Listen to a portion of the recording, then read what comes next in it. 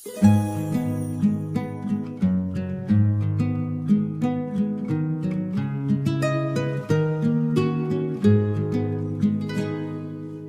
ဲ့ခင်နေအောင်လေးတဲ့မြစ်သင်းနှံတွေကလေးတဲ့ပြန်လေခွင်းထဲမှာလိုင်းထိုးသလိုရွှေသီးနှံတွေတိုးတက်နေတယ်တောင်တွေကြားကလမ်းလေးတွေအတိတ်သမိုင်းတွေပြောပြနေရိုးရာတန်တွေမိမရဘူးရောမြေကစိတ်ထဲမှာတည်နေရောအေးမြတဲ့မြေချစ်ချင်းတွေနဲ့ဆက်သွယ်နေရိုးရာတန်တွေလေးတွေကချာမပြောင်းနိုင်ရောငါရဲ့နေရာဘလောက်ဝေးလဲမေးမရပါမြေတန်လူတန်တဲ့ချင်းတန်တွေအမြဲတမ်းနားရဲမှာပါမိဖို့ဘေးမှာမိသားစုတွေအတူထိုင်ထိုင်ပြီးဟာသပြောရိုးရာဟင်းလေးနန်းသင်းနေနှွေထွေးမှုတွေမပြတ်တော့ပွဲတော်နေ့တွေရင်ခုန်သံအကားနဲ့သချင်းပေါင်းစီသံအကားနဲ့သချင်းပေါင်းစီအဖိုးဖွားတွေပြောခဲ့တာ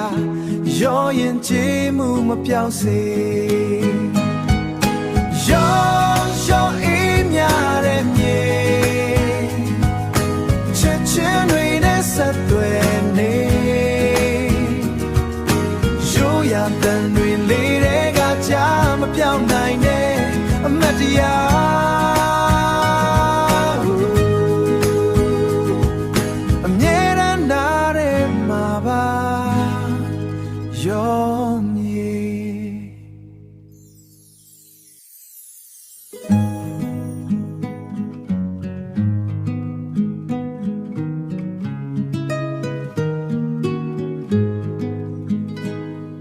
မနဲ့ခင်နေအောင်လေးတဲ့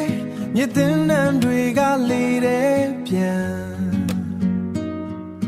လေခွင်းထဲမှာလိုင်းထိုးသလိုရွှေသီးနှံတွေတိုးတက်နေတယ်တောင်တွေကြားကလမ်းလေးတွေအတိတ်သမိုင်းတွေပြောပြနေရိုးရာတန်တွေမိမရဘူးရောမြေကစိတ်ထဲမှာတည်နေရောအေးမြတဲ့မြေချစ်ချင်းတွေနဲ့ဆက်သွယ်နေ